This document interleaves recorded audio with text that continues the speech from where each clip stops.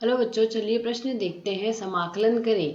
यहाँ हमें समाकलन करना है 2x बट्टे x की घात 2 प्लस 1 गुणा में x की घात 2 प्लस 3 का। तो यहाँ से इस प्रश्न को करने हेतु हमारे पास यहाँ से हमारी मुख्य अवधारणा रहेगी। सर्वप्रथम तो यहाँ से हम प्रतिस्थापन विधि लगाएंगे। प्रतिस्थापन विधि से हल कर पहले हम प्रतिस्थापन विधि से हल करेंगे।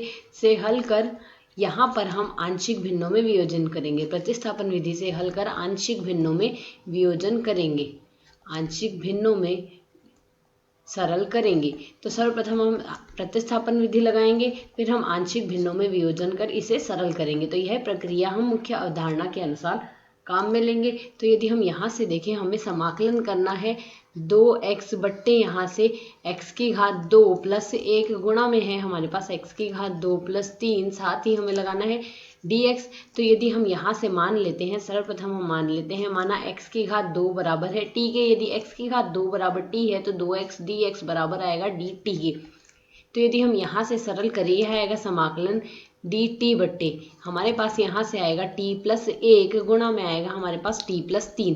अब यदि हमें यहाँ से आंशिक भिन्नों में वियोजन करना है तो इस हेतु हम यहाँ से मान लेते हैं, माना 1 बट्टे t प्लस 1 गुणा में हमें t प्लस 3 लिखना है। तो यदि हमें इसे सरल करना है, हम मान लेते हैं a बट्टे t प्लस 1 गुणा प्लस में b बट्टे t प्लस 3 के रूप में हम मान लेते हैं। तो यदि दोनों पक्षों के अंशों से हम देखें तो हमें केवल दोनों पक्षों के अंशों की ही तुलना करनी है, क्योंकि हर तो दोनों में समान ही है।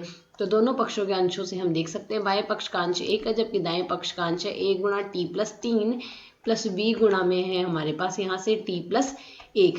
तो यदि हम यहाँ से सरल करें, सर्वप्रथम हम t बराबर माइनस का 1 मान लें। यदि t बराबर माइनस का 1 माने, बायां पक्ष 1 ही रहेगा, जबकि दायां पक्ष में b का गुणांक तो 0 हो जाएगा, जबकि a का गुणांक बचेगा हमारे पास 2। तो 2a आ गया। इसे यदि हम सरल कर ले तो a बराबर आ गया 1 बट्टे 2।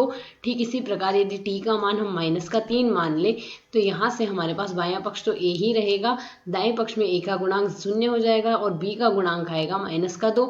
तो माइनस का 2b आ गया। तो b बराबर हम यहाँ से लिख सकते हैं माइनस का 1 बट्टे 2। यह मान हम इसमें प्रतिस्थापित कर दें तो हमें यहाँ से सरल करना है dt बट्टे t प्लस 1 गुणा में हमें सरल करना है t प्लस 3।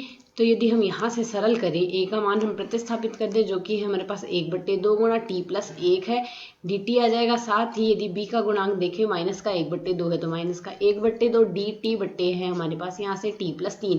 तो dt बट्टे t का समाकलन log t होता है। तो इसे यदि हम सरल करें तो यह मान आएगा 1 बट्टे 2 log t प्लस 1 आ जाएगा। साथ ही हमारे पास यहाँ से हमारे मान बनेगा log t प्लस 1 माइनस 1 बट्टे 2 log t प्लस 3 आएगा, प्लस समाकलन स्थिरांक लगा दे c।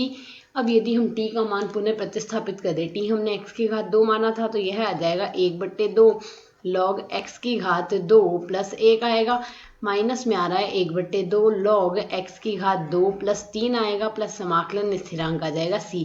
यह आ जाएगा हमें यहाँ से दिए गए प्रश्न का x के सापेक्ष समाकलन। आशा है समझ आया। धन्यवाद।